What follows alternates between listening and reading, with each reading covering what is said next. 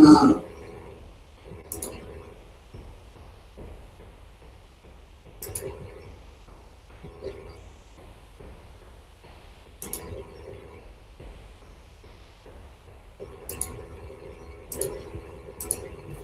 Ready থাক, শুরু করছি।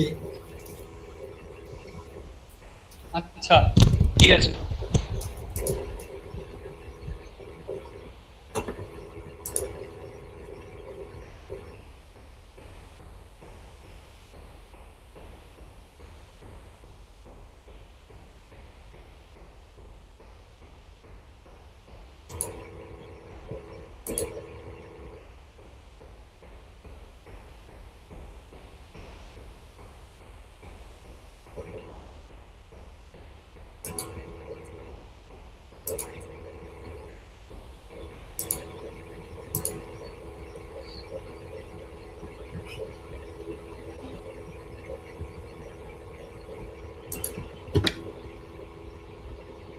Started yet? Hello? Srijit, has it started yet?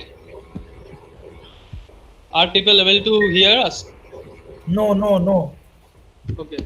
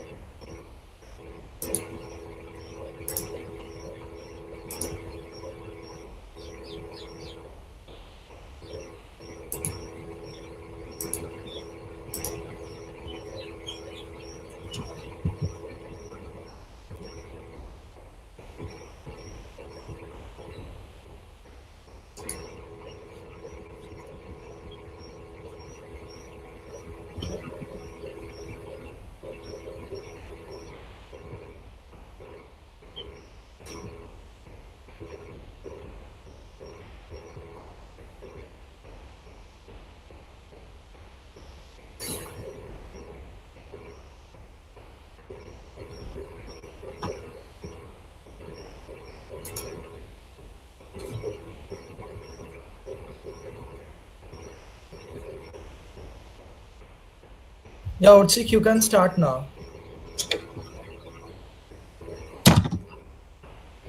Okay, then.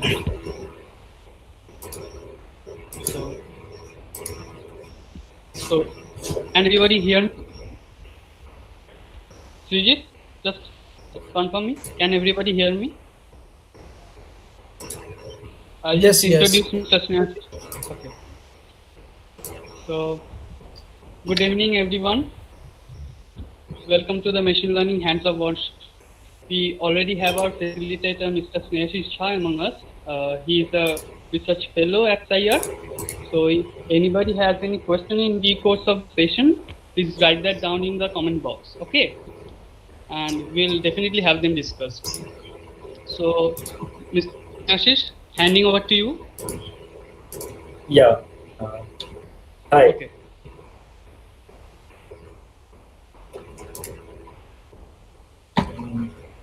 So, welcome you all, guys.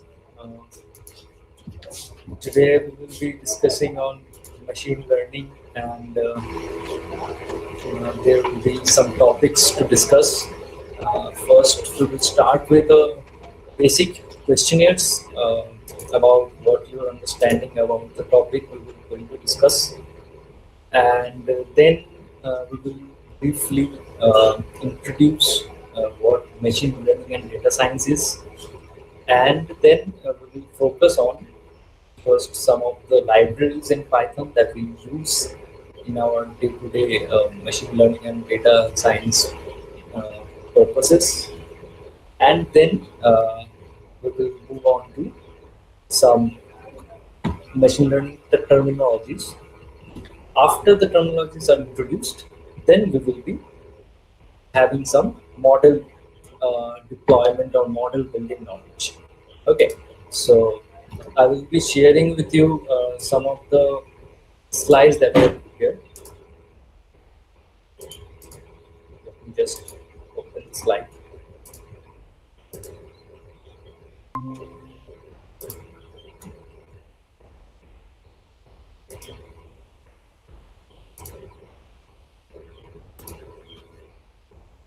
Okay, so I guess everybody is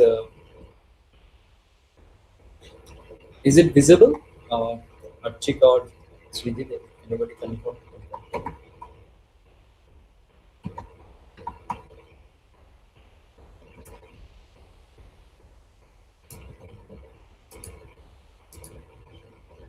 Yes, it is visible from. Okay. Okay, so this is how we will be discussing the entire session. So first of all, we will discuss what is data science and machine learning. Okay, then we will move on to some introductory relations with Pandas, NumPy, Matplotlib, and Seaborn. And then we will go to some terminologies, which is bias, variance, underfitting, overfitting, feature engineering, and some of the cross-validation, confusion matrix. These are all the terms related to model building in general. So whichever model you are going to build or machine learning algorithm you want to apply, these are the topics you need to keep in on your mind before applying or validating your model. Then after we got familiar with these terminologies, then we will start developing the model. So basically what I will do, I will just briefly outline how the process goes on, what is the entire pipeline of the data science and machine learning. Then we will go on to hands-on code. Okay, so not much of a theoretical aspect we will be covering, because the resources are out there. We can always go to resources and how these are being done, what are the background statistics and mathematics. Uh, I will be explaining, I will touch upon it every time I go into any model or something. But mainly we will be focusing on how we will implement it. Okay, so without any further delay, I guess we should start. So this is the overall data science life cycle. This is how we develop a data science model. Okay, first thing is we identify the problem. What is the problem objective? A data science project can vary from sector to sector. Like it can be a health related problem, it can be a finance related problem, it can be an image or video related problem, audio problem. Okay, so whatever your area you are focusing on, depending on that, we will define the object. For an example, if I say how many employees in a particular company is gonna be leaving depending on their behavior in their past cases. Okay, so company has their database about their employee, their joining date, their promotions, their salaries, their work hour in the company. So depending on those data, analyzing those data, we can build a model which will eventually identify which employee is most likely to leave the company and which employee will retain the company, in which company. So this brings us down to the first part of our problem, that is data collection. Okay. So data collection and data cleaning, these two are the process. These are the most what I would say, the most troublesome process, most hectic process in data science life cycle of project. And fortunately, in this webinar for you, we won't discuss much about collection of the data, but some of the data cleaning we will be doing. Then, because we are focusing on machine learning, right? So if we do data collection and data cleaning, it will be very hard for us to focus on machine learning because it will take much more time to understand how data is collected and cleaned. Then the main part of this webinar is the EDA and model design and evaluation. EDA stands for exploratory data analysis. Okay, so exploratory data analysis, once we have the data, we clean the data, we have the data in a structured format. Then what we will do, we will get a hands-on insight what the data is trying to say. Okay. It can be in form of visualization, it can be a form of chart, a tabular format, it can be of anything that can give us some insight what the data is trying to say. Then depending on the exploration, we will choose a model, we design the model, we divide the data into training and testing, then we will train the data, and with the testing data we will evaluate how much the model is accurately identifying the problem objective here. And this is a repetitive process. Again, if the model accuracy is not up to the mark what we think it should be, then we go back to EDA. When we done again, what are the other possibilities we can do? Then again, depending on the exploration, we can again give input to the model design. And within doing this iterative process, eventually we will increase the accuracy and precision and recall all those stuff of a model. And finally, when our model is ready, we think it is good for us to deploy it, then we will go to the deployment state. In deployment state also there are several work. In deployment state we do the production pipelining. We do it on cloud. Snehashish, 1 minute, I am interrupting you. Yeah. Some of the students are saying that your voice isn't prominent. So is there any background noise on behalf of you? No, there is not such background noise. Okay, so it will be very helpful if you become a bit loud, if you say a bit louder. Okay. Just. Okay, thank you.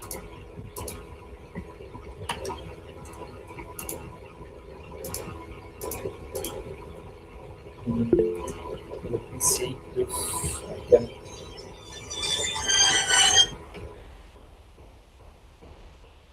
I can make it out of it.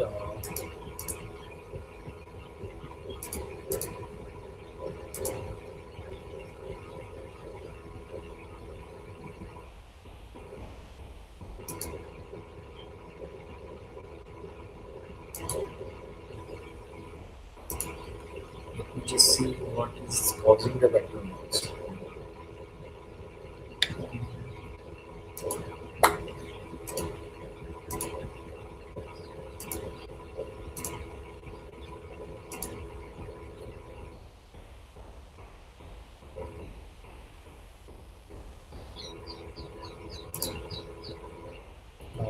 Am I audible now? Yes, you are audible. Yeah. Okay.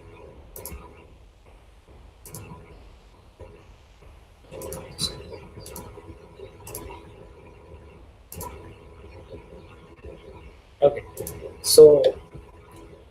So once we have done the model, we're done with the model. We will deploy it in several clouds, or our if you are in a company, you deploy it in your company server, whatever the situation demands. Okay, so this is a very simplified data science life cycle. And before moving on, I would like to ask you guys how many of you are actually familiar with Python, and you have your Python installed in your system and stuff like that. Uh, can I have an answer? Yeah.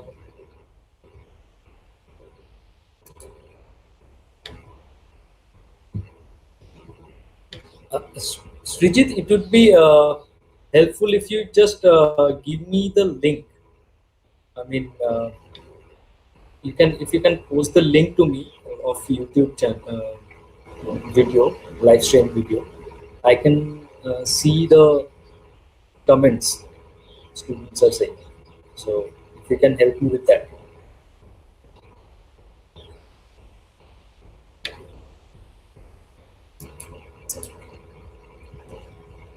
Okay, thank you.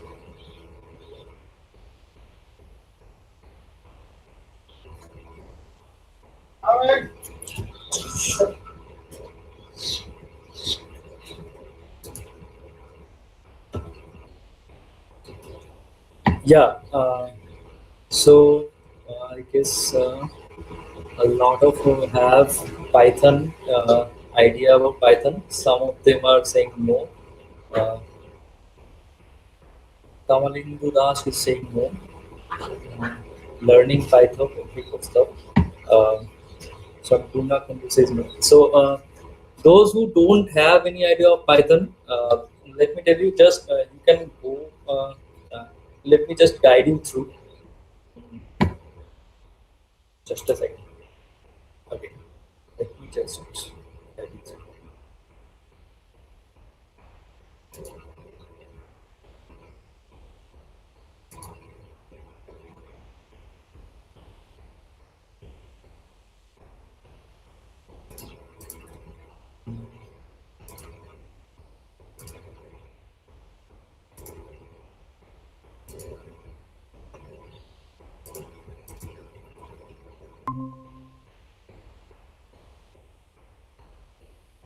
Okay, so the thing is, you just go to Google and type Python.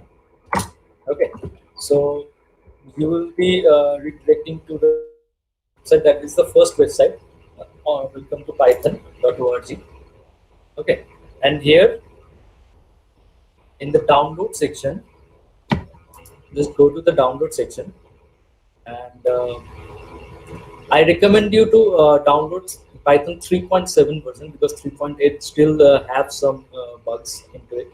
So you just go to the released version, Python 3.7.9. Okay, and click download and download it and install it. Okay, so that will be the first step, those who don't have Python. And another thing which we will use it here, that is Anaconda. So for Anaconda, what you need to do, you just go to Google and type Anaconda Navigator. Okay, so this will be the official website, individual edition Anaconda. You go to it. Okay, and you just one sec.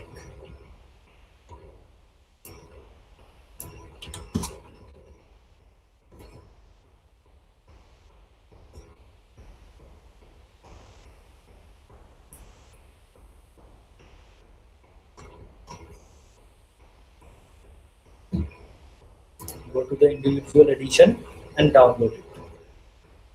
Okay,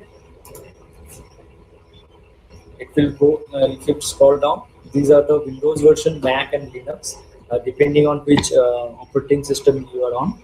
You just go and download it, 32-bit or 64-bit, whichever operating system you have. Okay, and once you are done with Python installation, before Python installation, once you download the Python, there will be a let me just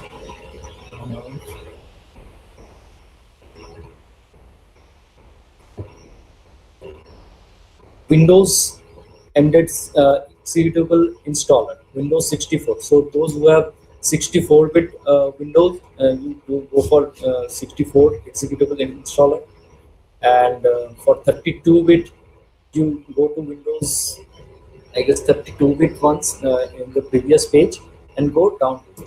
Okay, so mine is downloaded.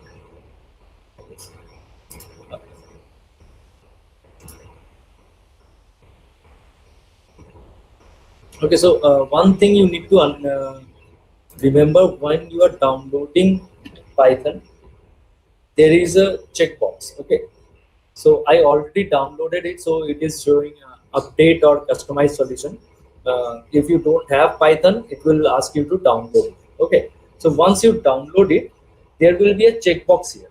Okay, add to the path. So you definitely check it and then go for the installation. You see, I'm just updating it. So, okay, and then you download the Anaconda. So those two are the versions you need to know. Then we once you are done with this, you come back to the slide. Okay, so let me just. So this is the what I was saying. This is the life cycle. Okay, so those who don't have any prior knowledge Python, it will be a bit hard for you to follow along, but I will try my best to take along with you the concepts of Python and the applications of Python in data science. So before going into Python, let me just focus on a little bit of machine learning. Okay, so data science, you have understood there is a problem. We collect the related data about the problem, then we clean the data, then we do exploratory data analysis, then we design the model and we deploy the model. And then we see how the model is performing given the problem objective. So this is the entire process. And where machine learning comes into the play, this part, model design and evaluation. Okay, so the model can be a machine learning model, can be a deep learning model, updated version, you can say, of machine learning. So what are these machine learning things? What is machine learning? Okay, so machine learning is, if I want you to understand, it is a process that we are telling the machine how it should react when given a certain situation. Okay, so this is the very simplified version of understanding what is machine learning. So we give machine certain situations and we teach them with appropriate instruction that if this is the situation, this is the output.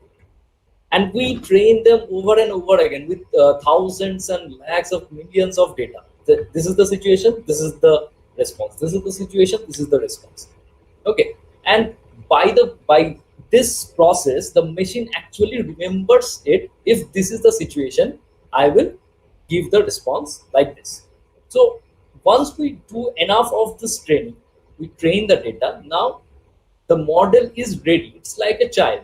Okay, now the child is ready. If we show them enough of dogs and cats and rats, then next time it sees a animal which among those three classes, it will identify, say this is a dog or cat or rat. Okay, so this is how machine learns. Okay, so there are few ways, technical terminologies, which we train the model or the machine, like supervised, as you can see here. This is the supervised, unsupervised, semi-supervised, reinforcement, and deep learning. So this is a very good flow chart. I got it from a research paper. So this is the outcome for the research published by Khaled Salam. Okay. So these are the various top methods of training the model. So supervised learning, in supervised learning, what we do what exactly I say. we give a situation with proper action. Okay, so the situation and action both are being taught to the machine. So this is called supervised learning. Don't bother about regression, classification, all this stuff. We will go one by one, okay, in details. First, you understand what are these things. Unsupervised learning. Unsupervised learning means we just give them the situations or the data. Whenever I say situation, it actually means data for the machine. Okay, so machine only interprets data. So the data in unsupervised learning is not given with its effect. So if this is the data, how you will react, it depends on the machine. The machine sees the data. If there is a different data, it collects it in somewhere else. If this is the same data, it collects it together. So in unsupervised learning, this way, by seeing the similarity, the machine just clusters the data or groups the data. Okay, so this is how unsupervised learning works. In semi-supervised learning, what happens? In semi-supervised learning, there are some data with actions we give into the machine, and lots of data with not labeled, which is not given with the proper action. If this is the situation, the action is not labeled. So semi-supervised learning is the combination of both the data, labeled and unlabeled, not labeled. Okay, so in this way, the system actually sees the similarity as well as the labels. Some of them are labeled, so it sees if this is the situation, this is the course of action, and otherwise, if this is the situation and given another situation, if these are too similar, it will group. So it is a combination of supervised and unsupervised. Reinforcement learning in case, reinforcement learning is like learning by doing. Okay, so in this case, it will do something. If the course of action leads to a wrong answer or wrong consequence, it will learn, so this is not the right way to do this. Then it will go around and find another option to do the same work. Then again it will find the consequence. If until the consequence is right or the consequence you want the machine should achieve, it will keep on doing. So it is reinforcement. So the machine who is doing the work, it's called agent. Okay, so the agent will do the work, see the consequence, then analyze the consequence. Is the consequence is what we want as an outcome? If not, then it will again do it. So this is the reinforcement. And deep learning is it is a designed network of several neurons and nodes, and it is connected in such a way that it will extract very minute details of given situation. Then it will store those minute details of the situations from every given sequences, and finally it will use those details to find out what is the given data say. So deep learning is entirely another thing as compared to those all other four learning methods. Okay, so in this course we will be mostly discussing supervised learning, and all those parts are untouched. Some of the unsupervised learning like clustering, k-means clustering, we may introduce, but not very extensively. Okay, now let's move on to our focus tool, regression and classification. Okay, let me just check meanwhile if there is any questions.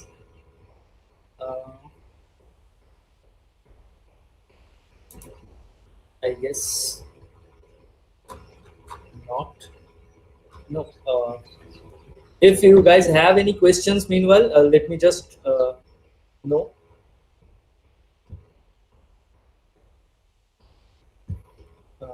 If computers are dumb machines, how are they able to learn? Because at the end of the day, everything is basically programs, and the machines cannot go beyond that. Sujan, yeah, you are right. the machines are dumb in a way, it can only follow the instructions. So the memory capability of the machine we explored here. So we just teach them again and again several times a simple thing repeatedly, so that it eventually have enough memory of that single event so that it can get used to it. So in a new case, if that similar situation arises in front of the machine, or similar data feed it into the machine, it can actually identify with the previous data it is trained with. Okay, so that is basically how this works. Reinforcement learning is Surajit Datta Saha, sorry. Surajit Saha. Reinforcement learning is something like a child learns that fire is a danger thing if it touches it and feels the burn. Okay, if this happens once, then the child will not go near to the fire, right? So that is a very rough example. So that is the consequence of touching the fire. So if the consequence is wrong, then it will go around the way. So it will not touch it again. So this is the learning by doing it. Okay, so this is how reinforcement learning works. Here the child is the agent. Okay, Anindita, semi-supervised learning is the combination of supervised and unsupervised. So it is to say, I give some of the data with the action related to it, and some of the data not actions related to it. So this is actually done because there are lots of data generated in this digital era. So the labeling of the data is very cumbersome process. So to the labeling process, the manual annotation, this hybrid process has been evolved. Okay, so it is still in very experimental phase. It is not extensively used in today's world, but it is evolving. Okay, so we give some of the labeled data, train with it. Some of the unlabeled data, cluster the unlabeled data in similar groups. Then compare the labeled data and the similarities of those two, and then classify if these data are related to that group, the labeled data is related to that group or not. Okay, this is how it eventually works. Okay. Level data and similarity. So once these all those queries you are having with level data, similarity, what are these things? Once we go into the example, it will be clear to you. Okay, so just hold on. Prerna Shroff. Prerna, just hold on. Once I give you the example with actual data, you will be able to understand. Okay. Anindita, can you repeat your first doubt? I didn't get it.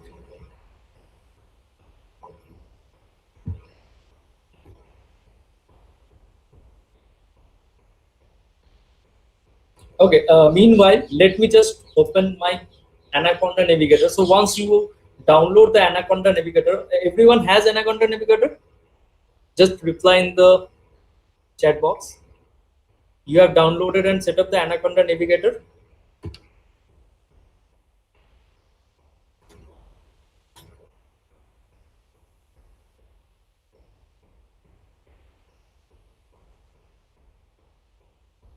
Okay.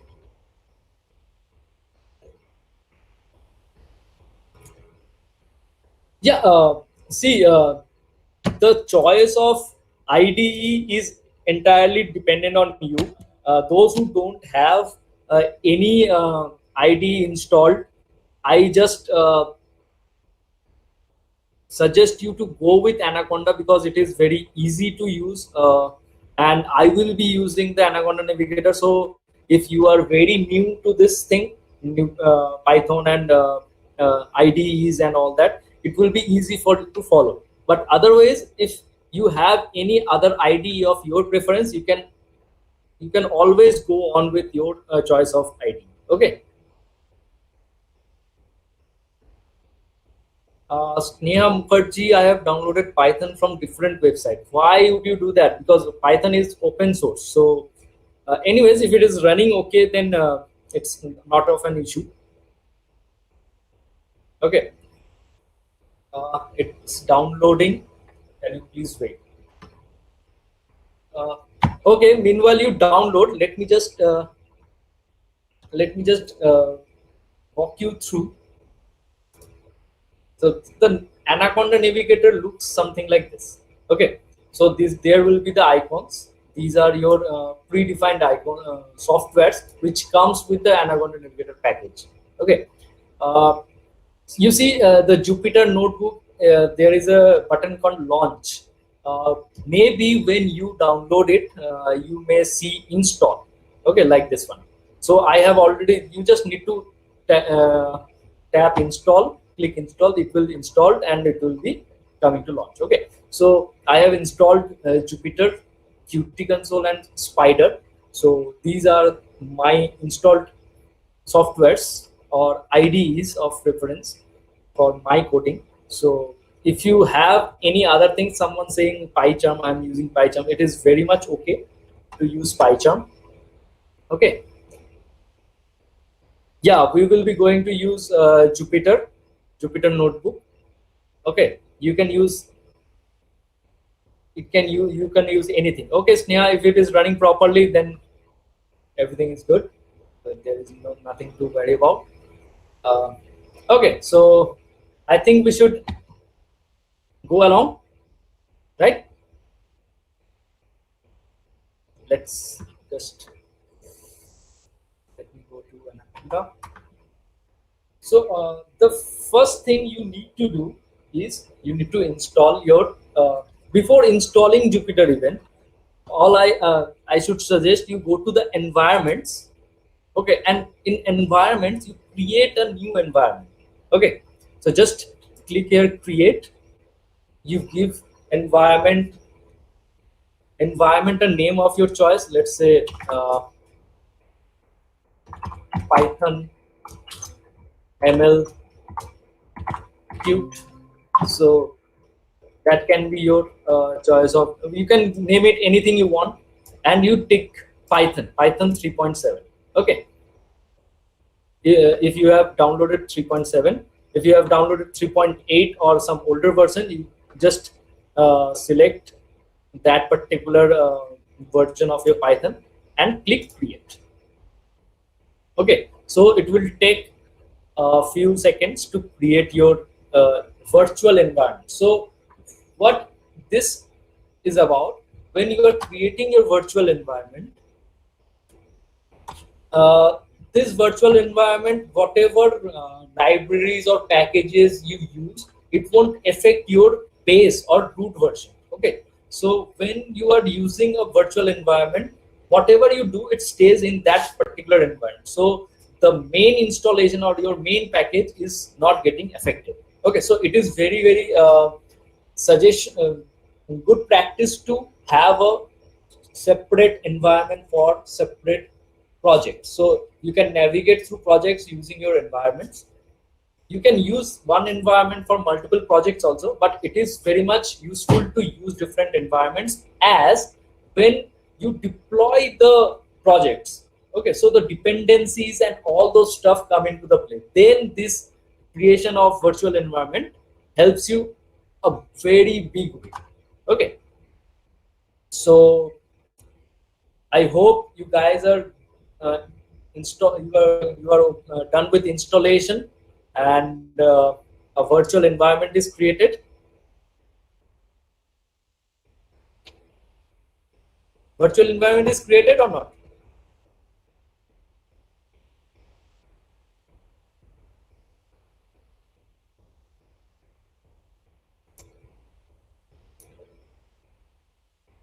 I'm not having any. Okay, no. Okay, I will give you a few seconds. Um, 1-2 minutes. How many Anaconda pre-installed in your system? Swarnendu Datta, you just hold on to it. It will eventually install. Just have some patience.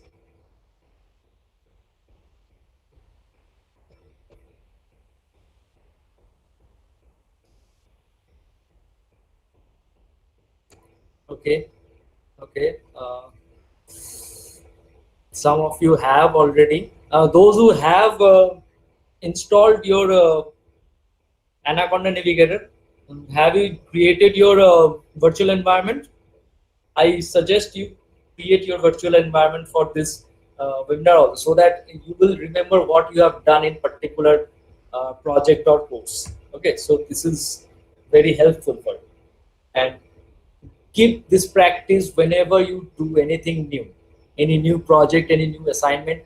Use a different virtual environment. So, are you done with creating a virtual environment?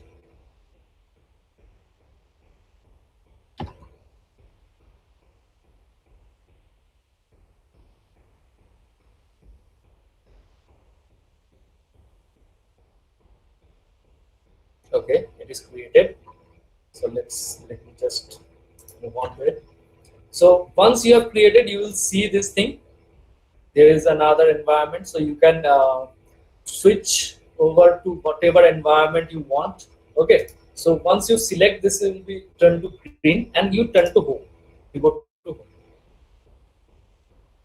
Okay, now see, every package software ID is asking me to install it. Okay, so you just go and install Jupyter Notebook. This is a very useful steps once while you are creating your environment and Python and all. So if you follow along with me, it will be very helpful for you to create the first environment. Okay, so just follow those steps, and if you are missing out, don't worry, you can repeatedly watch it and follow it. So I'm installing the Jupyter Notebook. Once it is installed, will ask me to launch.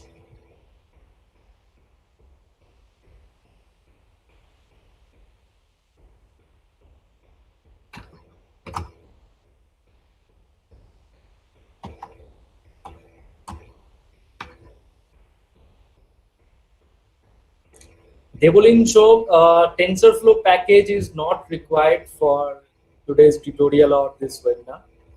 TensorFlow requires when you have something to do with your deep learning aspect. Okay, and it is actually then it will be using, even if you don't have your GPU installed, it won't help much as such, but you can always use Keras and TensorFlow libraries. So we don't need TensorFlow right now. Okay, so any problem to use Spider? No, it is not at all a problem to use Spider. In fact, it is a very good IDE. I personally use Spider, but for demonstration purpose, Jupyter Notebook is very good. So I can use comments and markdowns so that you can see it and you can use it properly.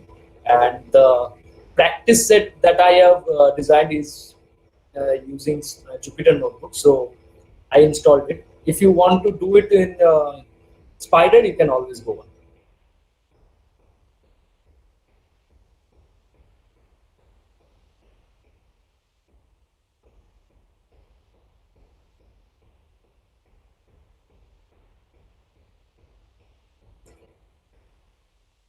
IoT related to Srikant, right? Srikant. IoT is something connecting the devices, okay, through internet. So once you, you can take it as your smart band and your PC. Those are connected. You can access data from one device of another device's data. So from one device use another device, or you can control it, use it. So the data connection and data transfer is main focus of IoT. Yes, with that data, this applied data science and machine learning. Okay, so yes, that is the answer. It does not fall explicitly under data science, but yes, though these are two related fields.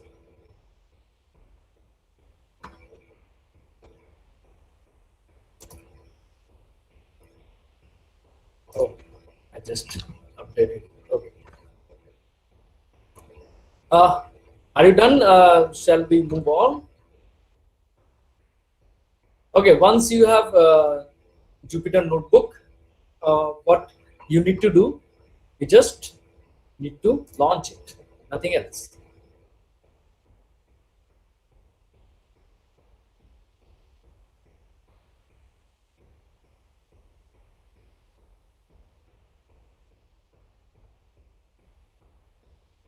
Okay, once you launch your Jupyter Notebook, there will be several folders and files. Okay, these folders and files may differ in your home page. This is your home page. This is actually a local host. It opens in your browser. Okay, so Google Chrome is my default browser, so it opens in Google Chrome. Okay, now we will take a walk through using the libraries like Pandas, NumPy, Matplotlib, Seaborn. Okay, you just if you just see here, these are the 4 libraries. These are the pillars of machine learning and exploratory data analysis. Okay, everything you need to do if you are dealing with data, you will have these 4 libraries, and there are many more libraries related to data science, but these are the primary libraries that you need to learn and need to get a hands-on with this. Okay, so today we will be going with an example. Okay, we won't teach explicit syntaxes. Okay, so we will go with example, and these are the pillars of machine learning and exploratory data analysis. Okay, everything you need to do if you are dealing with data, you will have these 4 libraries, and there are many more libraries related to data science, but these are the primary libraries that you need to learn and need to get a hands-on with this. Okay, so today we will be going with an example. Okay, we won't teach explicit syntaxes. Okay, so we will go with example, and it doesn't come explicitly along with Anaconda. So if we need to use this library, we need to install it. Okay, so how we install libraries or packages in Python or in Anaconda? So this is the first step you need to do. You go to your Anaconda navigator. Okay, this is your virtual environment. You go to the environment, and this is a green arrow, right? So you go to this arrow and open terminal. Okay, once your terminal is open, you see this is the environment in the first braces. Okay, and then your C directory. Okay, so here you type pip install and the name of the library. So here we will be using Pandas. So I just type Pandas and press enter. Okay.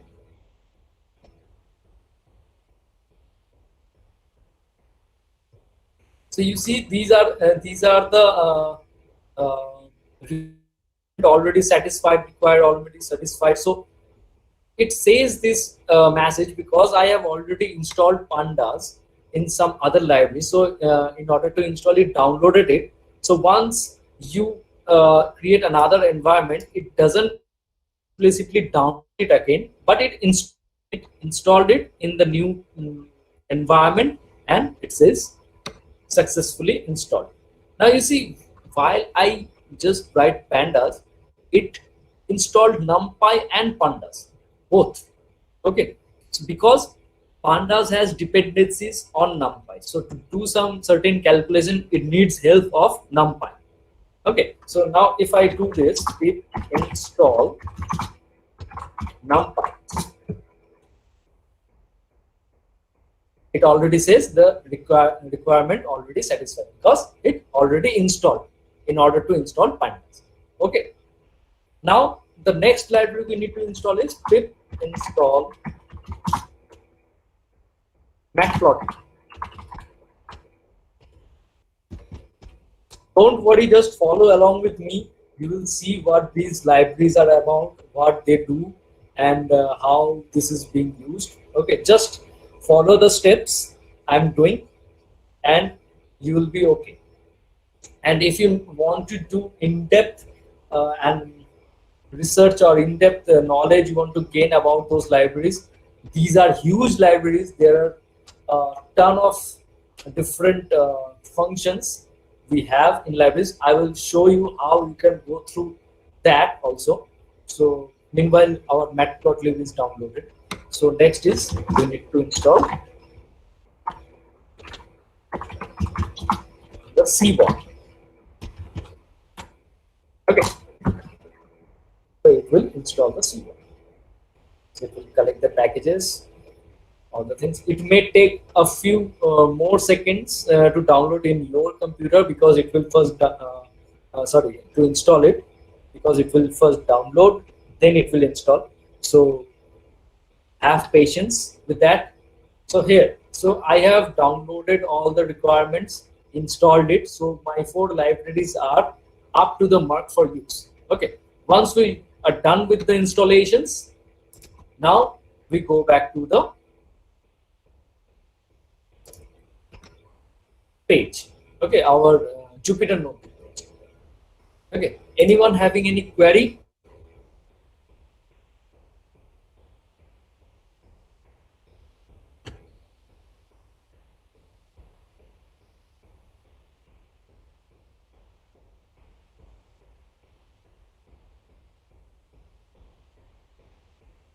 Okay, is it too small? Is it visible now?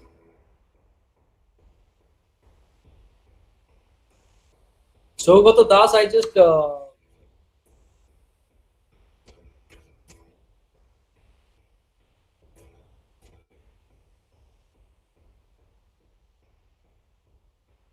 I guess your query is cleared. How to download the library?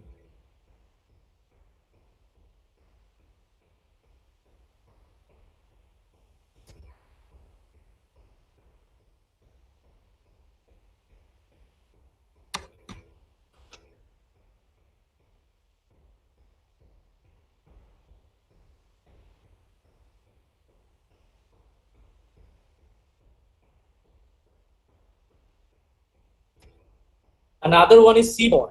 Okay, Surojit. Seaborn is the another library.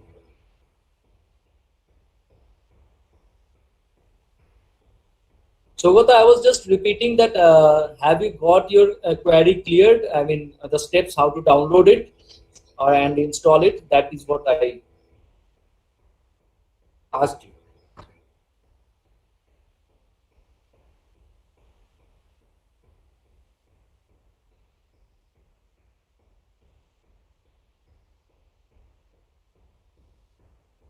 Surojit, it's Seaborn. Okay, this is the library, Seaborn.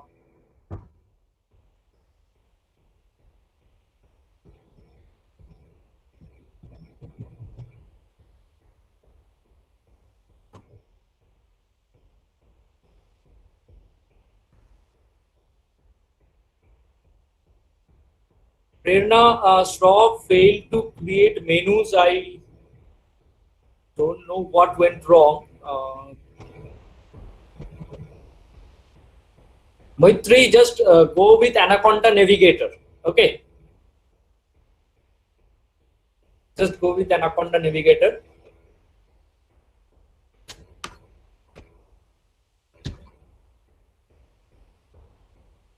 So I guess all of you are done with the installations part.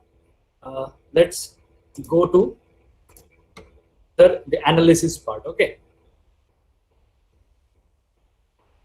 So first of all, your libraries are installed, but you need to import the libraries into your ID, whichever ID you are using, whether it is Spider or Jupyter or PyCharm or whatever. Okay. So in order to do that, you need to write import a library called Pandas. So I say Pandas as PD. Okay. So what I have done, import Pandas as PD. So here I am importing Pandas and all its related functions, and I name it as PD. As you all have your nickname, it is just like a nickname of Pandas. That is PD, a short form. Likewise, I import NumPy as NP. Okay, so these two are the libraries I would like to import right now. So once you've done writing, you just click Shift Enter. Okay, once you do Shift Enter, you will see there is a green bar, a green box surrounding this particular cell. If you Shift Enter, it will move on to the next cell. If there is no error, it will move on to the next cell. If there is an error, like say, let's do it an intentional error, and if I use Shift Enter or just hit Run here, it will say syntax error, what error it is all about. So it will display it here. Okay, so let's just correct it and run it. So it will move on to the next cell. Okay, now these are the visualization libraries we need to install. So I have already written it. So import matplotlib.pyplot as PLT and import Seaborn as SNS. Okay. Meanwhile, what I want you to do,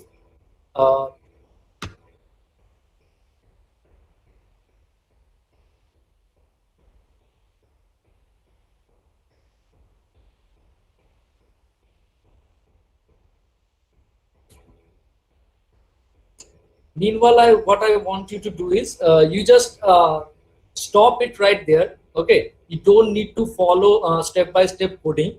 You just see and listen to it. If you have any question, you ask me, and then I will share with the members, and they will give you the file. Okay, this file, and you can practice it on your own. Okay, so you have the solution on your video, and I will give the problem statement without the solution. So you try it out yourself. If you stuck somewhere, you always go to the video for reference. Okay, so this is how it will go from now on, because otherwise it will be very slow and we cannot complete what we aim to complete in one session. Okay, so let's jump to this. So matplotlib.pyplot, actually a library, this is a library, and this is called module. A library comes with several modules. Okay, so if you want to see, so there is a very nice way to see it. So let me just erase it. Let me try import.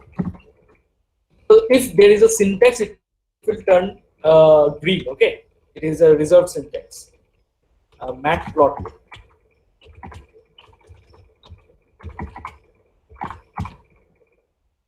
Oh. Now if you hit tab,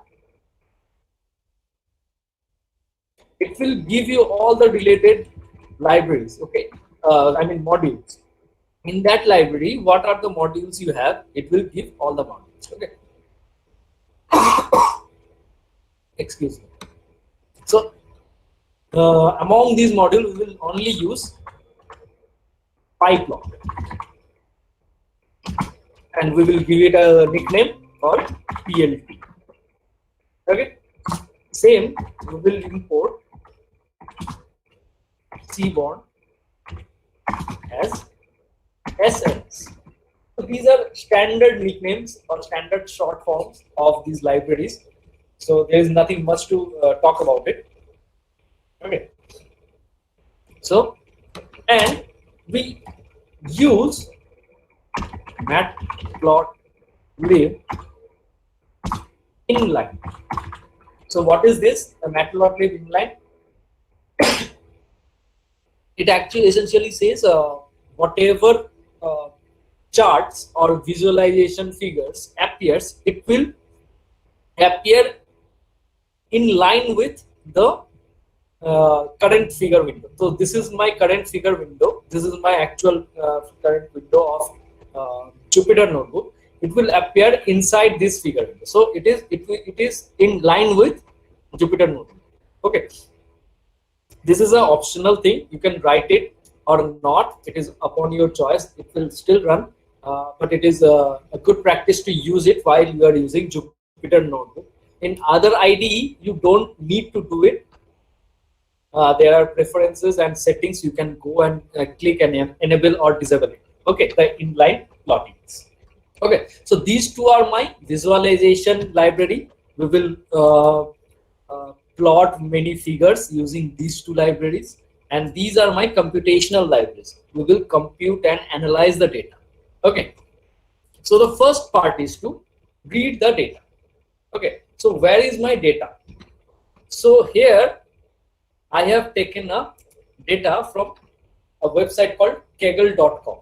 If you have heard the name kaggle.com, it is a what I can say, it is a social media for data science practitioners. Okay, they all the data science and machine learning practices, they come here, uploads the data, solve problems. There are many competitions going on here. So if you ever want to see a data or something, you come here, you can find various types of data. Okay, so this is the link for the data. Let me just put it in the comment.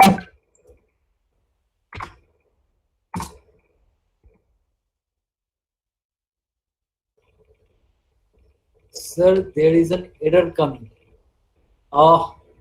Error, I cannot tell you what error issue you are having, but if it is an error, just don't bother so much. Just hold it right there and see these steps. Once we are done with the session, we can troubleshoot the error. Okay, I cannot say what kind of error you are having without seeing or troubleshooting it. Okay, so Swarnendu, if it is not installing, just bear with me. Okay, and see what is going on. I have just posted the data source where you can download the data from. Okay, so this is the source. You can download the data. Here is the download. Once you click on the download, it will ask you to log in. As I have already logged in, so you log in using your regular Gmail account and download the data. There is no big deal. Okay. So once you are done with the downloading, you can always open the data in your Excel file and see what this data is all about.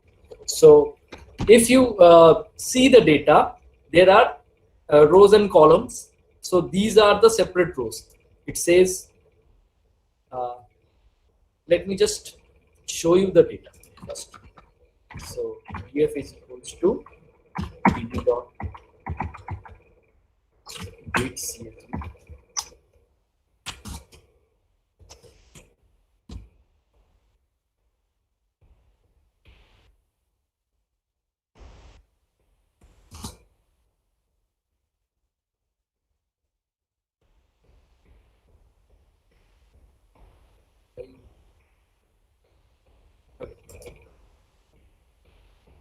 I made a mistake. Once I downloaded the data, I just renamed it. So this is the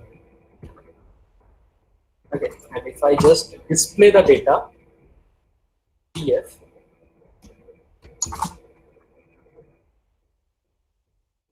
This is how the data looks like. Okay, don't bother about what I have written here. I will explain you in a minute. So I just wanted you to see the data. So these are the data. These are the columns. These are the rows. Okay, so there is latitude, longitude, description, zip code, title of the data, title of whatever title we have, timestamp, which date and time the data is generated. TWP stands for township, and address, and this column is a dummy column, so it is always one. So it basically it may have generated due to some processing, data processing. So what we have here is a processed, very structured data. Okay, in real life there is no way you get this much structured data. You have to make data look like this. So this is the part of data collection and data cleaning which we left behind. Okay, so we started off with exploratory data analysis, so we get the structured data. So meanwhile doing the data cleaning and data collection, maybe this dummy column has been generated, so this is of no use. Okay, and we will focus on this data. So this is a very brief description of the data. So lat means it is a string variable and it means latitude. Similarly, there are string variables. All are string variables actually. Okay. So zip is a string variable, although you can see it in 19525, but it is actually in string format. Okay. So if I write, let's say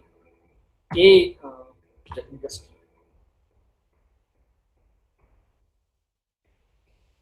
okay, let me go through one by one. So this is the data. Okay, now if you want to check the data, the information about the data, what informations do we have? All we need to do, we need to first of all read the data. What is the action, or what is the process to read the data? It is like df, that is a short form of data frame. So there is a object called data frame which is much similar to the table, like it has headings in the columns, it has rows and it has columns, and column headings. This is the format. Essentially we use table format like that. Data frame is much similar to table format. Okay, so we are using df as a variable name. We can use it here, anything. You can use it your name also, whatever name you give it to variable. And call pd. What is my pd? Remember, that is the nickname of pandas, the short form of pandas, pd.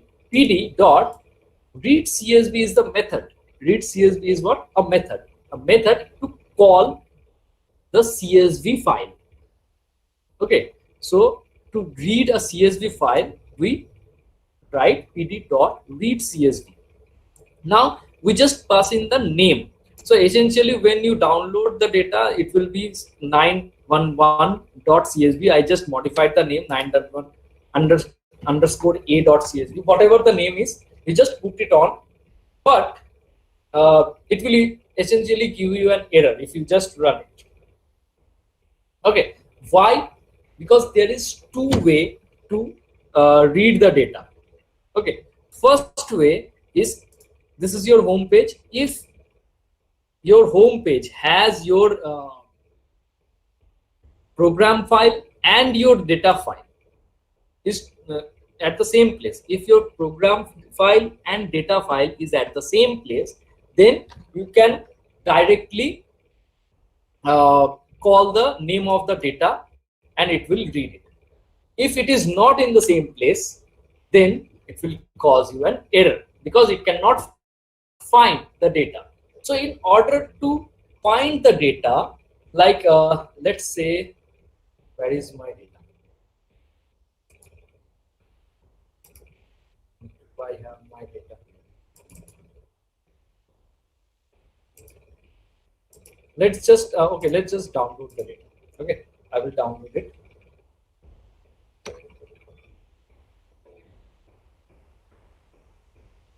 It is downloaded.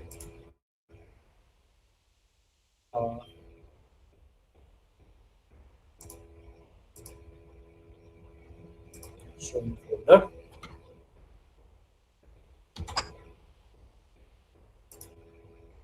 Just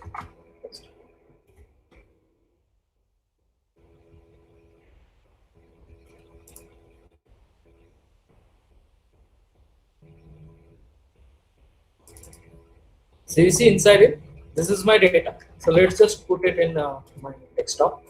Okay. So this is my data. Now, why I didn't have a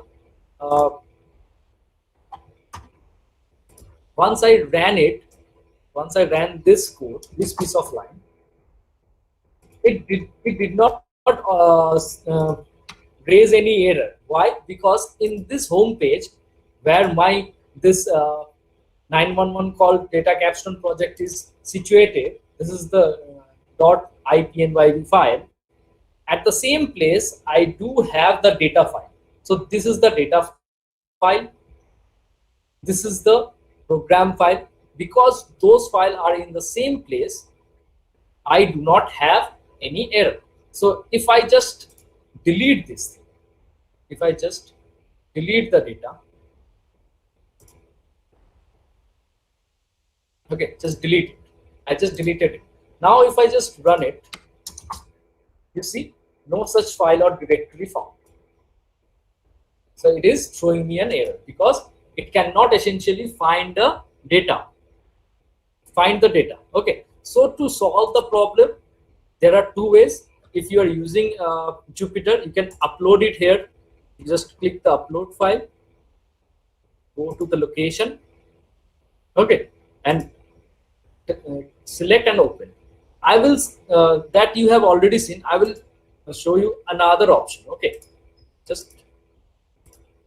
I will show you another option. Let me just go back to my page. Let me put it back in here. So let's say this is my data destination. I just put it in a folder to make you understand. Okay, sorry for the disturbances. So once you have the path, what you need to do, you just come to the program and type the path here. To read the data, you just type the path inside a quotation mark, and then you put the name, a forward slash and 911.csv. Okay. Before running it, if you do this, it should run, but eventually it will throw you an error. What the error is? It is a Unicode error or syntax error. Okay, because we use forward slash always take the very next letter as a special character. So there is no special character in Python called capital U. Okay, so in order to say my ID that in this case forward slash should not take for the next character as a special character, it should go as the raw data says. I just put an R in front of it. Okay.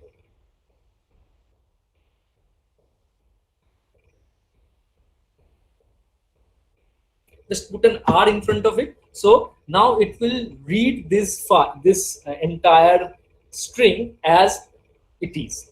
It will not use forward slash as a special character, and it will not read the immediate next character as a special character. Okay, so if I just run it, now see there is no error. It ran and it moved to the next character, next block. Okay, now that we have read the data, it's time to check the information about the data. What info do we have about the data? So we have installed the data in df, So we just call df dot info. So, and that is a parenthesis after the info. This is a method to see the information. So if you run it, you see these are the information about the data. Okay, this is a latitude. That latitude have this many of data cases, and there is no null values. Null values means there is no empty column or empty cell in the columns. Okay, and the data type is float. I guess you all are very much aware with the data types like float, integer, character, string. Okay, so I'm not going into those things. Those are the basic preliminaries you may have learned while you were learning C or something like that. Okay, so these are the information, essential information about the data. Okay, so if I want to see how my data looks like, but I don't want to see all of my data, just top or bottom portions of the data. So what I need to know, I have loaded the data into df. So df dot head. Okay, so df dot head is it will display the top 5 data rows, the top 5 rows of my data stored in df. So df head, if I want to see the top 10, I just pass 10 inside it, and it will show me all the 10 rows. Okay, so by default, if you don't pass anything, it will show you the top 5 rows. Okay, likewise, if you want to see data of any number of rows, you can pass the necessary number of rows. Okay, now moving on, let's see, we have 1 2 3 4 5 6 7 8 and 9 columns. Each column has a name: latitude, longitude, description, zip, title, and all that. Now I want to see what are the top 5 zip codes for 911 calls. Okay, all you are aware with what is 911 call about? If someone is in trouble in United States, they call 911, like we call 100 or 101, okay, or 102, right? So this is 911 for them. So what we need to see from the data, we need to see what are the zip codes, top 5 zip codes from this thing. What are the top 5 zip codes we get called from? Okay, so in order to do that, what we need to do, we have stored it in df. Now to use the information of a particular column, what we need to do,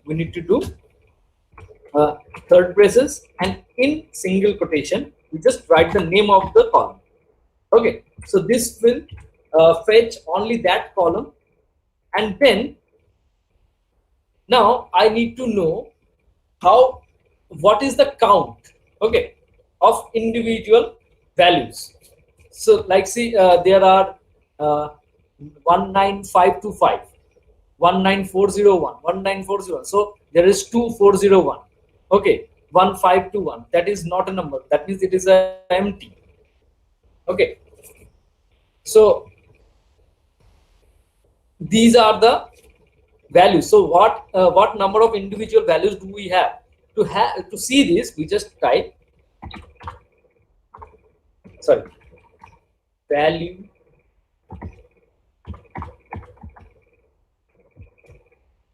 underscore count. If you type value counts, it will give you the number of values for each code. Okay, and if I want to see what happened here, yeah, so this is the value count. So there are so many numbers, 19401, 19465, and up to these many numbers. Okay, Now I want to see what are the top 5. Again, if want to see the top 5, it automatically, if you can see, it automatically arranges, sorted the calls, okay, the counts.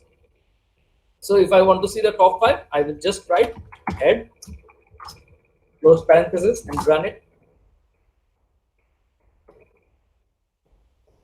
Oh, I just put 2 counts here.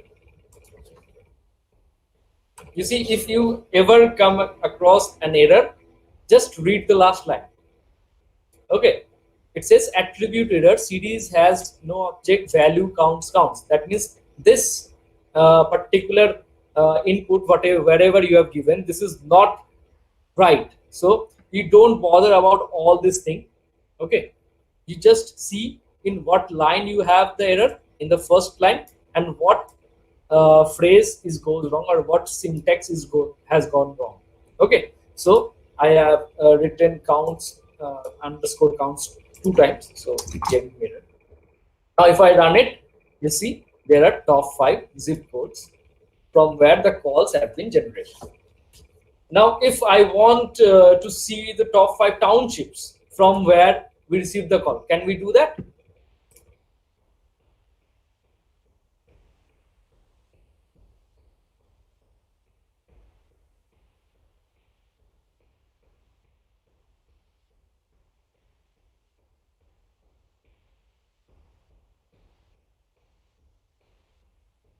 Oh, data link I forgot to give.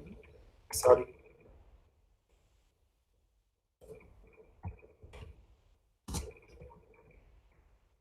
This is the data link. Okay, you can download it from here, but don't download it now.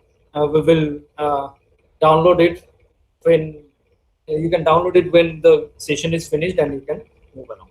Okay. So I'm expecting an answer. Can you write it in your comment? If I want to see the top 5 townships, that is TWP for 911 calls, what will be the syntax?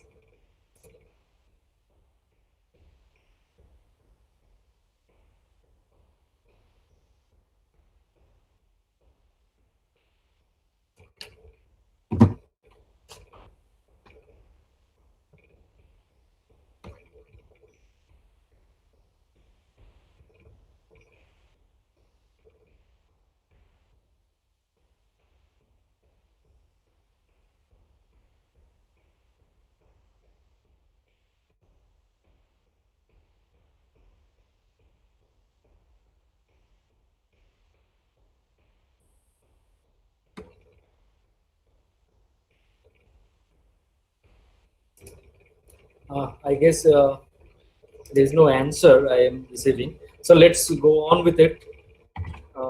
PF, that is same as the above, right? PF, instead of zip, we will just type TWP.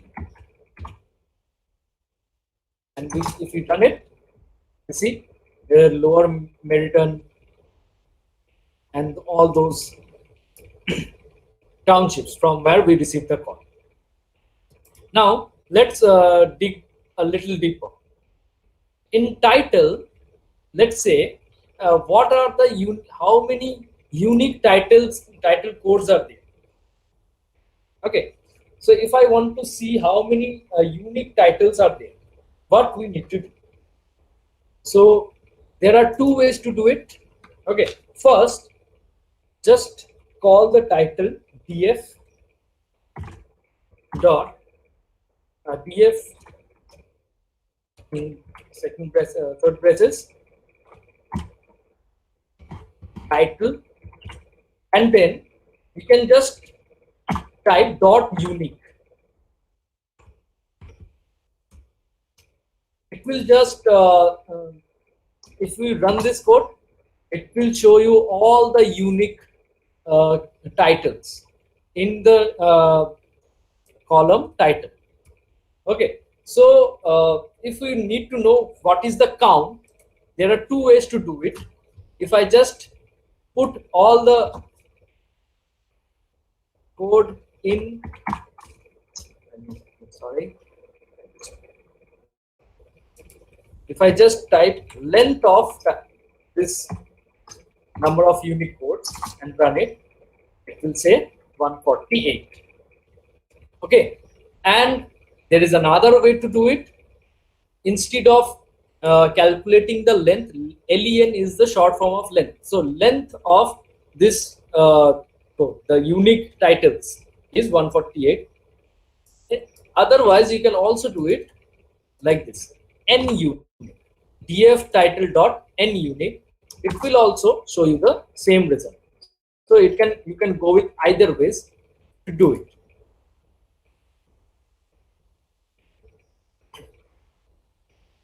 Yeah, now I'm getting. I guess you guys are going a bit late, so yeah. So this is the title column, and how many unique titles do we have? Now let's move on to the title column and explore it more. Now, if you see in the title column, there are region and department specified before the title code. Okay, so EMS, fire, and traffic.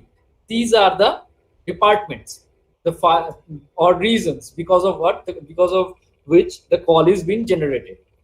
So what I need to do, I want to extract this information, the reason information, and make a column called reason, and put these this EMS, fire, or traffic. So what I want is EMS, fire. These I want to extract this information and create another column and put that in that column. So there will be a new column stating for what reason the call is being generated. So let's jump into that. To do that, we can use a function called lambda function. Okay, so lambda expression here, as you can see, lambda expression. This is a bit, I'm going a bit in depth. So if you don't follow along, I highly encourage you to see it repeatedly, try to understand. If you need more information about lambda expression, you can always go to pd.apply and see what lambda expression is. Okay, but for the time being, just follow me. Okay, so what we have my title. Okay, let's just see what I'm trying to achieve. So the title, if I want to see what is the first title.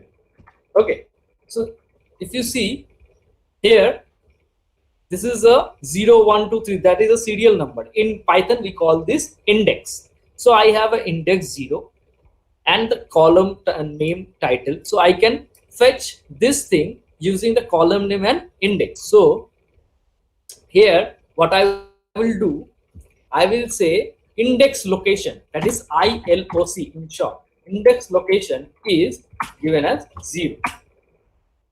Okay, so if I run this, you see title of index 0 is EMS colon back pains or injury.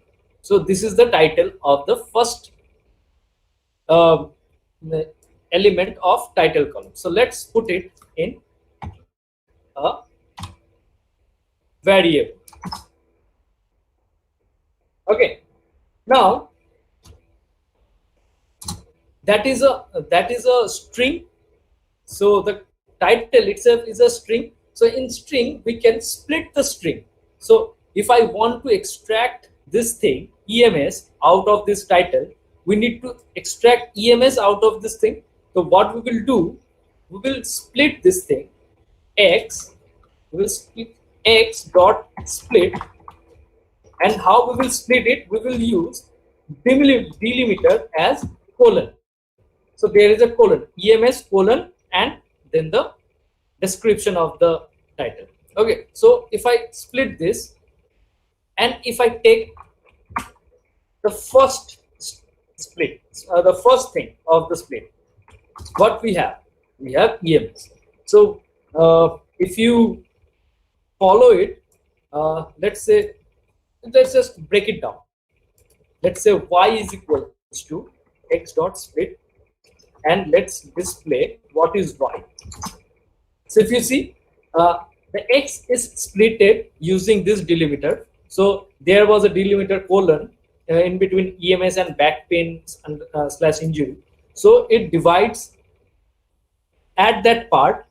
So EMS and back pains injury are divided, and it is stored in y, which is a list.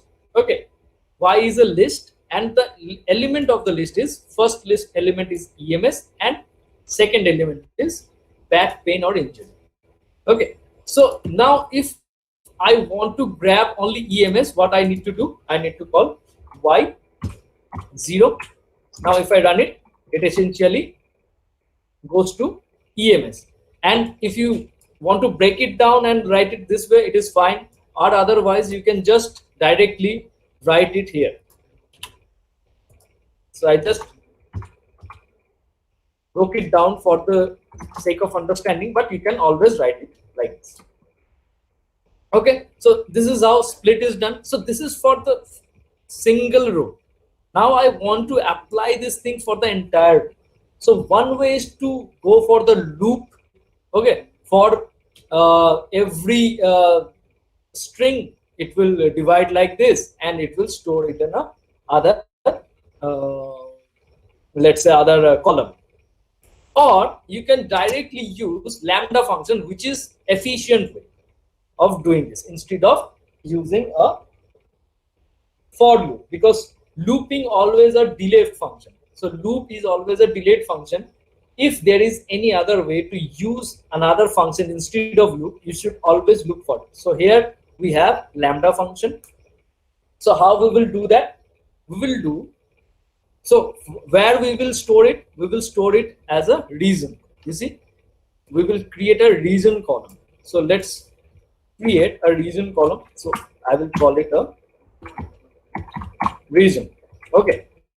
See here, there is no column as reason. So when I call it df reason, if there is no reason, it will create.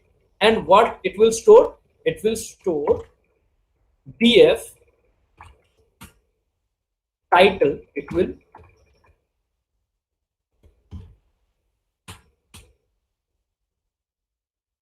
dot apply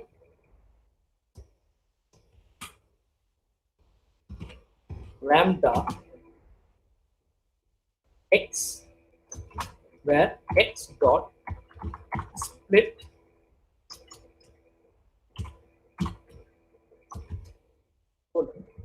and then it will grab. Now what I have done here is it will just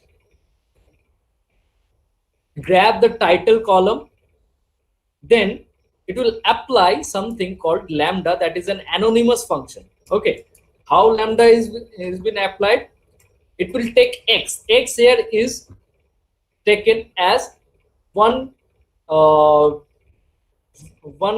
element of that title. You can say x is the first element or second element, or each element is regarding as x, and it will take the x, grab the x, then it will perform splitting. This is the operation.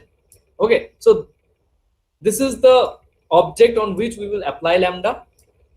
Okay, it will take each element of the object. So this is the element which will be grabbing, and on that element, that splitting will be done. Okay, or any other function to say. Okay, so take the object, grab the element of the object, and apply some function. So this is essentially the lambda function. So if you have a one-liner function or a thing, instead of going for loop, you can always apply lambda. It does two things. It is more efficient way of coding, and you eventually write less lines of code, which is obviously good, right?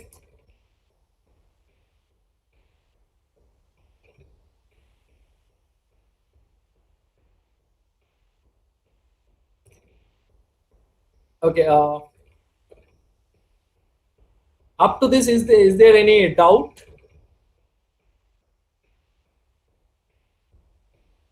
Is there any doubt?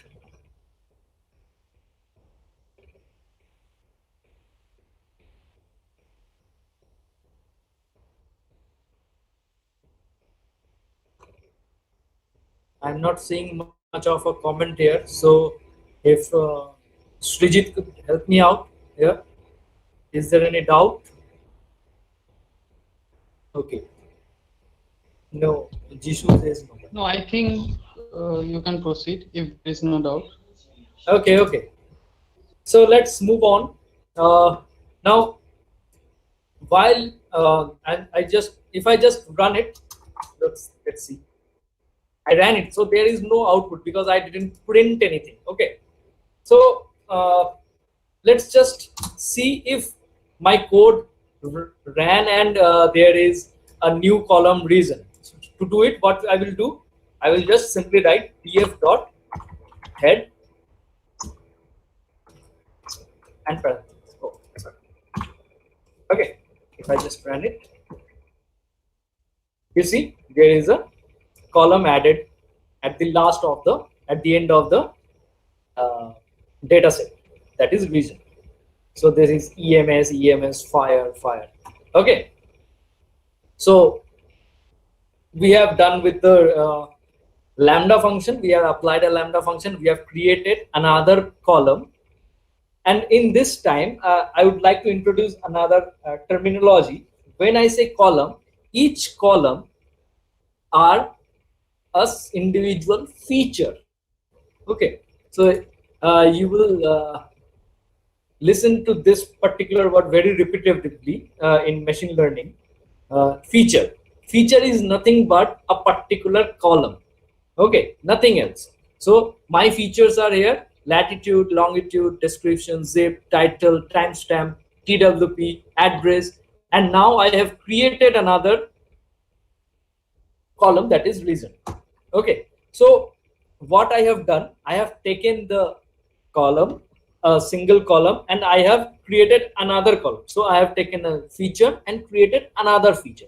So this comes under the part of feature engineering. So use one feature to calculate another feature, or see, that is just one way of doing. There is numerous ton of way of doing feature engineering, what we will be seeing tomorrow, hopefully.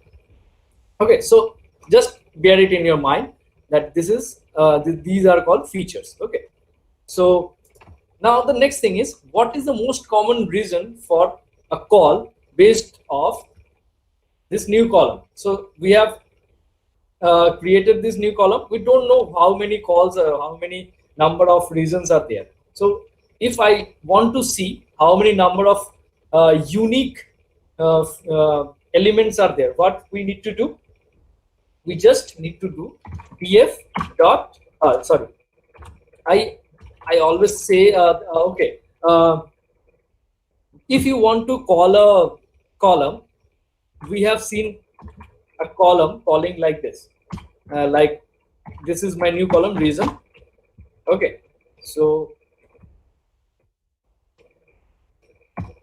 if I do value counts, right, value underscore counts,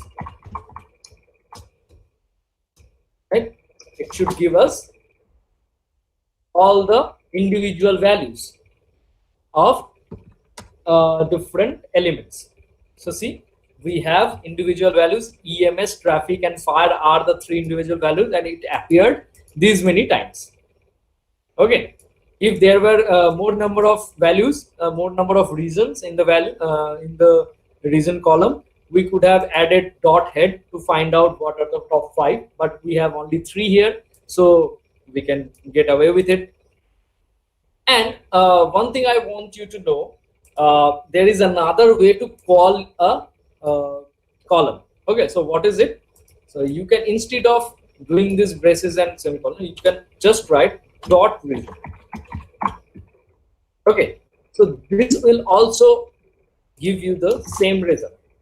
You see, df dot reason dot value counts. But this is not a good practice. I tell you why. let's say if you have a data set where you have a column name, say student ID or customer ID. So there will be a space between student and ID. In that case, if the column name or the feature name is discontinued function, this will not work. Okay, it should be a continuous word or a continuous phrase in order to work. So it is best practice to have like this. You have your feature name or column, but I told you anyway. In any case, if any case you have seen something like that or want to practice that, you should know that it also works. Okay, so these are the values. So enough of this numerical abilities. Now we will plot something. Okay, we will see how this looks like. Now we will use Seaborn to create count plot on 911 calls. So this is a fancy name, count plot. What essentially means, what is the count? So what we are seeing here, EMS, traffic and fire, we will plot it. We will see it in a graphical manner. Okay, so what we will do, we will just call SNS like we call Pandas as PD. We will call Seaborn as SNS, that nickname we have declared, right? And use count plot. Okay, so in count plot, so this is the method. In method, what it will plot, we need to pass the inputs or the arguments what it needs to plot. So inside the parenthesis, we always pass what is called arguments. Okay, so we pass the arguments. So if it is a plot, there are two things, x-axis and y-axis. So in x-axis, we just need to pass reason.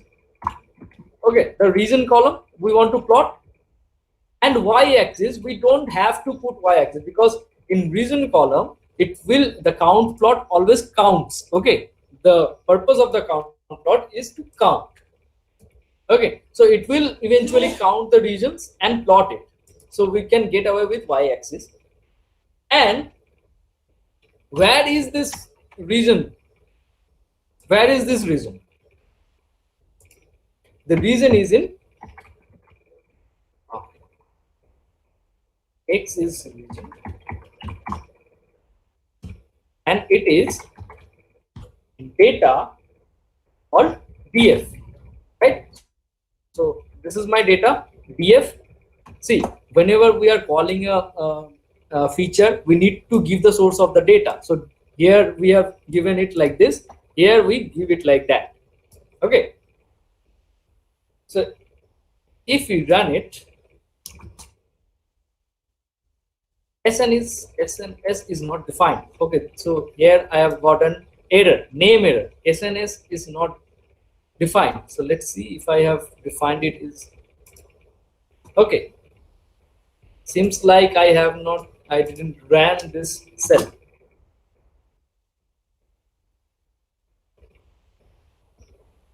The module could not found. What went wrong? Uh-oh. See, the module went wrong. So I plot. What went wrong now?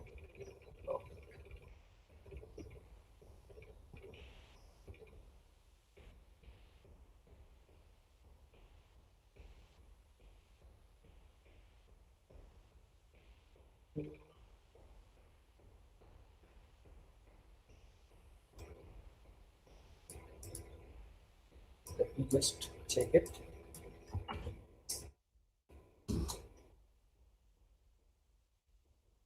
Matplotlib. Did I install Matplotlib? Yes, I installed it. Right?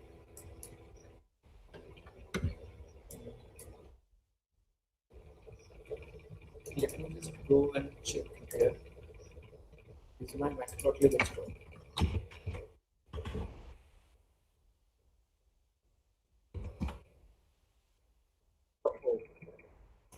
Seems like I forgot to install Matplotlib. Okay, no issues. Instead of installing it, I would rather change my environment. Okay.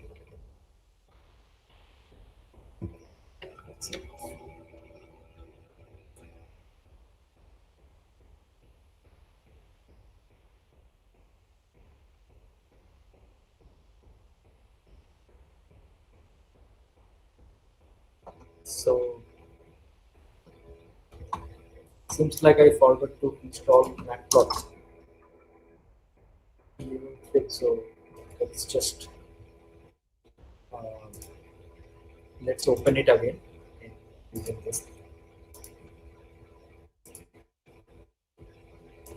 Jupyter notebook.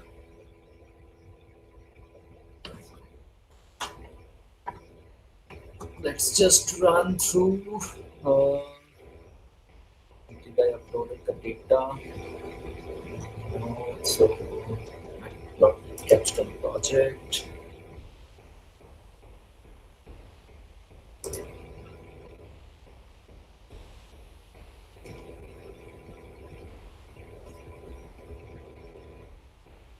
Yeah.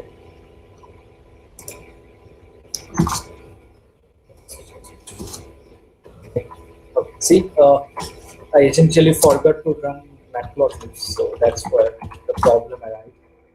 So let's Seaborn as SNS. So if I ran it and there is no error this time, and Matplotlib inline. Okay, so now that I have, so let's just again read the data and all those information. And all those information.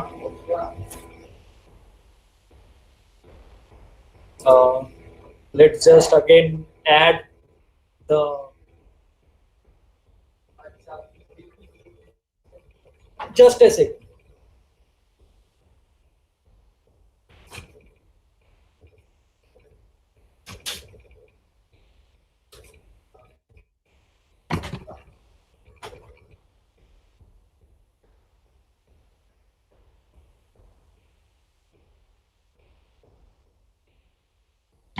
Okay, so let's just run the lambda function once again, and now let's just plot it.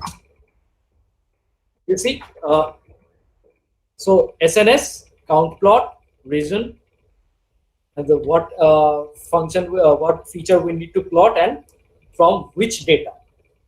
Okay, you can always modify these things, like if we want to see what color you want to use in this bars. Okay, so there is another argument called palette. Okay, and in that there are different color arguments. So I encourage you to go the official documents to see. I am writing this as this. I guess this is one of the this. This is one of the color palette. Okay, run it. I just misspelled palette. Okay, so Fluidity is another color palette you can use to change the outlook of the data plot. Okay, outlook of the data. So that is the reason, that is the count, and you plotted the count plot of region. Okay, so let's move on. Now let us begin to focus on time information. What is the data type of the object? Timestamp column. So timestamp is a column here, which is a feature. So I want to know what is the type of this object, or whether it is a date time object, or whether it is just a numerical object, or it is a string, or it is for something else. So to see this, I just need to see type, then let's call the data. What is the data? That is timestamp. Time with capital S stamp. Okay, and then to see what kind of data it is, you just don't put type to entire data set. If you do that, if you do that, it will show you some object of the entire column. So it is a pandas series object. Okay, but I don't want to know what the column type is. I want to know the value inside the column. What type it is that? So to know that, we need to grab at least one object, right? Or at least one element. So to do this, I just type index location of 0, you can say 1, you can say 2, let's say 100. Okay, whichever location you want to see, you just run. So it is a string. So it may look like an integer or datetime object, but it is a string. So now we want to convert this into a datetime object. So how we will do that? Just apply pd.toDateTime. So that is a method toDateTime to convert a string or a numerical value to datetime object. So what is a datetime object? A datetime object is it won't differ by the look. It will look like this always. Okay, but then the machine will understand that this part is date, this part is a time, and this is like 16th of hour to 56th minute and 52 seconds. So machine will understand that information from a datetime object, but it cannot understand if it is in a string format. So we will convert the string into the datetime object. So how we will do that? We will just type let's df timestamp. So just grab the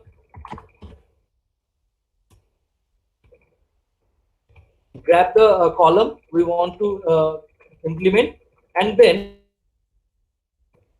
the method pd dot to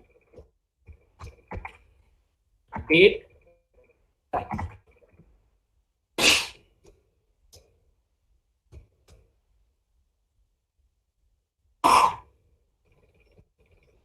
Okay, and it will be converted, and then what we will do, we will use it as the column element. So here in the timestamp column we have string as an object, so we will override the column. So how we will override the column? We will just write the same name, timestamp is equals to, you should put a single quotation. Okay, so if I run this, what it will do, the pd.toDateTime object will apply to each element of df timestamp column, and the converted element will be stored in df datetime timestamp column. So whatever element or whatever value we had, it will be override. So if I give it in a new name, it will store it in a new column. If we give it in the existing column name, it will store in the existing column and override it. So if we run it, there is no error. So let's see the type again. Now if I type and just copy paste it here. Okay, you see the type is now timestamp, right? So we have converted from a string to a timestamp. Right now we can see if I just you can do many things with this now. Like for example, if I run this piece of code, what it is saying, just let me run this piece of code. I'm just creating a variable, loading one element from timestamp, that is the 0th element in that variable. Okay, so time has, so if I just erase it, if I just print the time, it will, so from this we can access hour, which hour, it will give the 17th hour. If I want to access the date, I guess that is the date. Oh no, sorry, date. I guess that is the 10th day. And if you don't know, or if you are confused what will be the probable syntax, you can always just dot tab. It will give you the idea.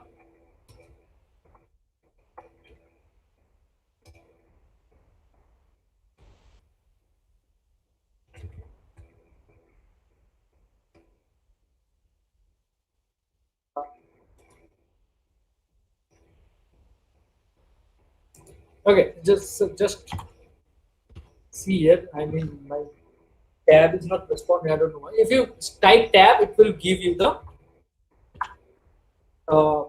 list of probable implementable syntaxes. Okay, so if you just type hour, it will give you hour or whatever thing you want to apply. Okay, if you type here, if you type month, let's say I'm typing month, it will give you the month 12. Okay, so this is how it works. Now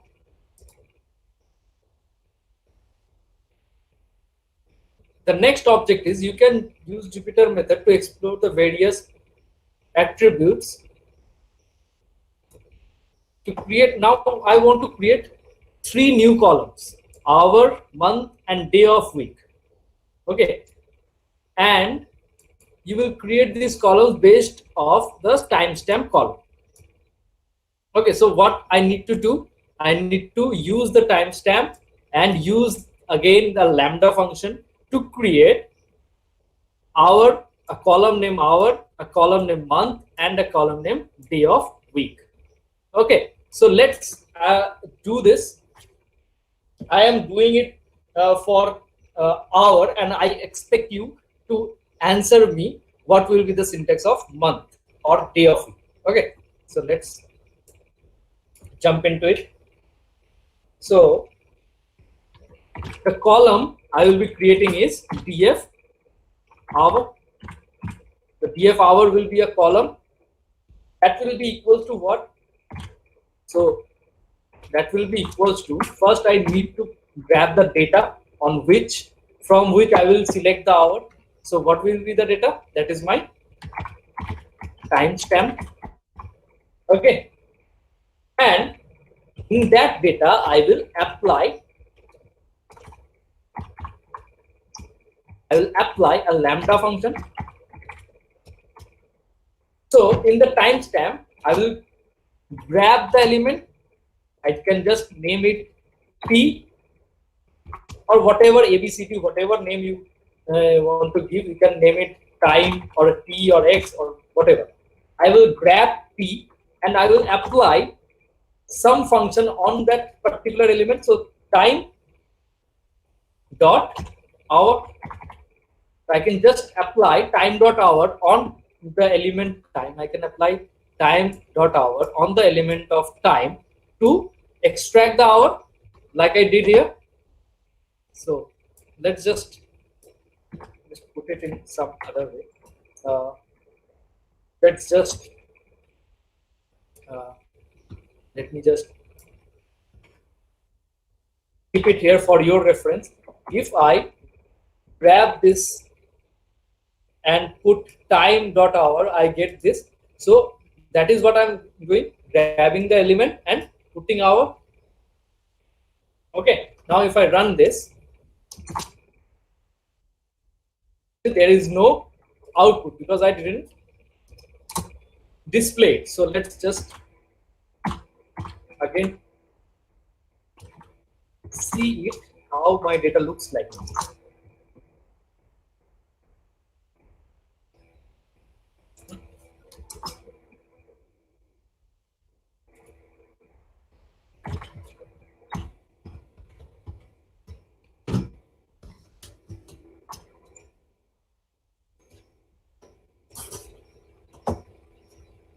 Oh, it is actually got slow. Okay, so let's see. This is my region, and this is my our column. Okay, so now you tell me how if I want to add other two columns like month and day of week. Okay, what I will use for your help. If I want to get day, which day it is in from the time object, I just write time dot day of week as it is. Okay, just let me know in the columns comment section.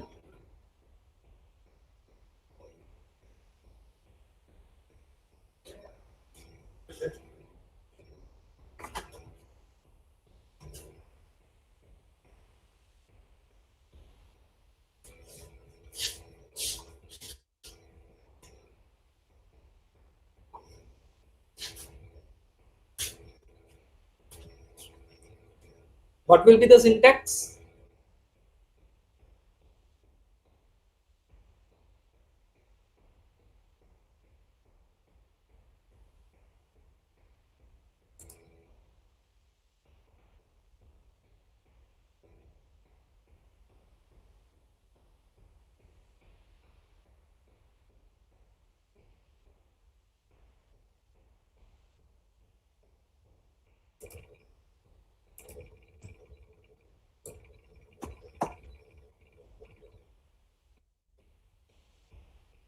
Yeah, the month column is set, and what will be the syntax for day of time? Just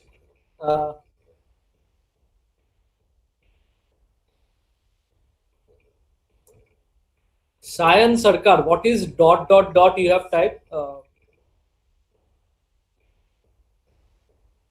What does that mean?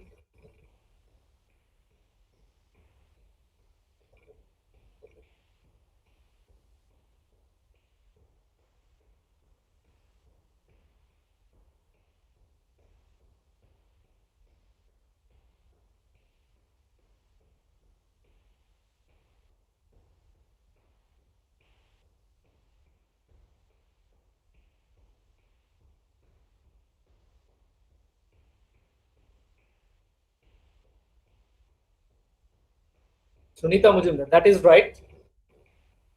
So all I wanted you to just run this piece of code and just run it 3 times, right? And replace this with month and this with day of week, and here day of week without any space. Okay, just run it. If you see there is an asterisk here, that means the code is still running and it will display. So the system may be processing your code. Okay, you can always also see here that there is a sand what you say sand clock. Okay, that means it is still processing your data. So essentially it is taking time because the data is somewhat a long data. Okay, so yeah, so this is done. So our month and day of week. Okay, now you see, if you see day of week, it is written in 3, 2, 1 or something else. Okay, so now I want to convert it into actual days like Sunday, Monday, or so that for that I just need to create a dictionary. Okay, so that is the concept of dictionary here. Dictionary is something like you read in dictionary, there is a word and there is a meaning. Okay, so here that is essentially what we do here. So there is a key and there is a value. Word and meaning in our English dictionary, and here in Python this means key and value. So 0 is the key and 1 is the value. 1 is the key and 2 is the value, which is the short form of Monday, Tuesday and all that. And we use second parenthesis or second braces to declare that it is a dictionary. So that is the form of dictionary. So if it is a second parenthesis, that is called dictionary. If it is a third braces, it is called list, and if it is a parenthesis, it is called tuple. Okay, so the difference between tuple, list and dictionary, you can always go and search it, the physical meaning. Okay, now that is a dictionary. And if along the way, if we encounter tuple, we will discuss how tuple is written. So this is the dictionary. So if 0 is the key, the machine will demap. Demap is the dictionary. The demap will understand 0 means Monday. So that's how I have manually written. You have to declare the dictionary manually, at least in this case. Now what we will do, we will use this column, this day of week column, and replace this 3, 1, 2, 3, 4, 5, 6, 7, or instead 0 to 6, because Python starts at 0. Every indexing starts at 0. Okay, so we will use 0 to 6 and replace those values with these values. Okay, so let's just do this. Let's just now how we will replace this, we'll just grab the column. So the column is, my column is, what is the name of my column? That is day of week. Day of week. And what we will do dot map. We will do dot map and pass dmap. So what we are doing, we just grab the value, and the map process takes up each element and map it with another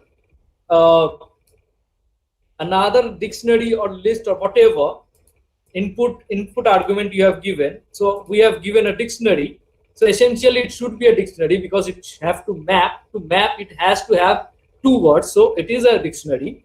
So it will map it with a dmap dictionary. So if the element of day of week is 1, it will map it to Tuesday or Tu. If it is 0, it will map it to month. So if it is done, so the next, let's just see how looks like. So it should be written in format.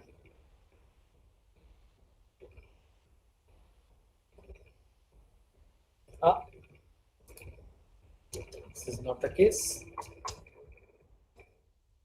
Why it is not mapping?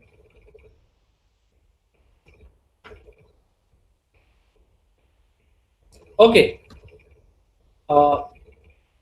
What we have done is here, we declared it, but we didn't replace it, right? So let's see. That is the fun part of real-time coding, and you can see and you can learn from whatever is going wrong. So if I want this to be in this data set, I need to define where it should display, or where I should keep the data, or where I should fill this information. So this information should fill in the column day of week. So something is done on the column day of week, and that output should be stored in the day of week column itself, or override the day of week column. Now if I run it, you see all the 3 is turned to THU, that is Thursday. So likewise, you can use the map function. Okay, so I guess today we have done much of the functions of Pandas and some of the Seaborn. Tomorrow we will do extensively the visualization part. We have done only a single visualization today, that is this count plot. Tomorrow we will do a lot of visualization, and then we will go to the machine design part, okay, the model building part. So I think that is much to take for today. Srijit, are you there?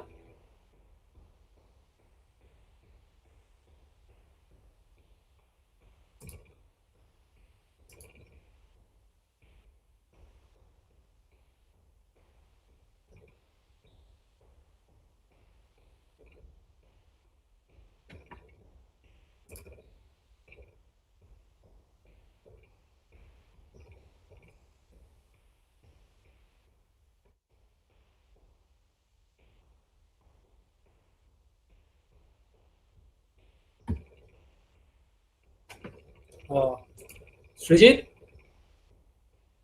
or is there anyone else from the team?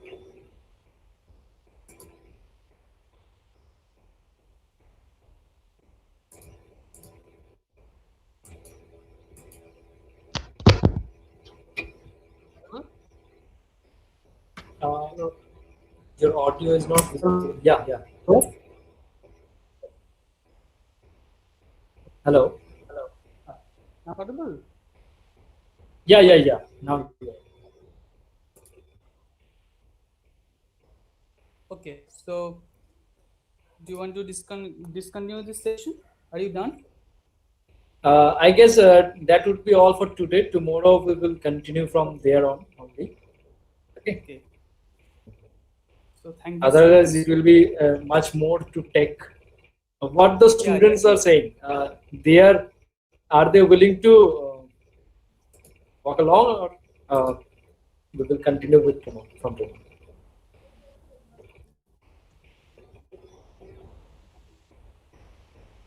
I think we should pause here for today and Yeah.